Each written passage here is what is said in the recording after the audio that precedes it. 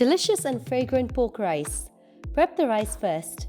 Add a stock cube and fried onions to boiling water followed by washed Daawat Basmati rice.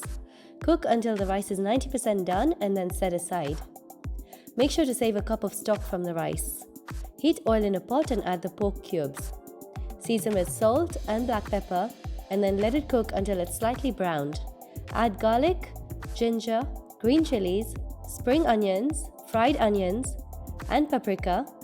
Stir, cover and cook.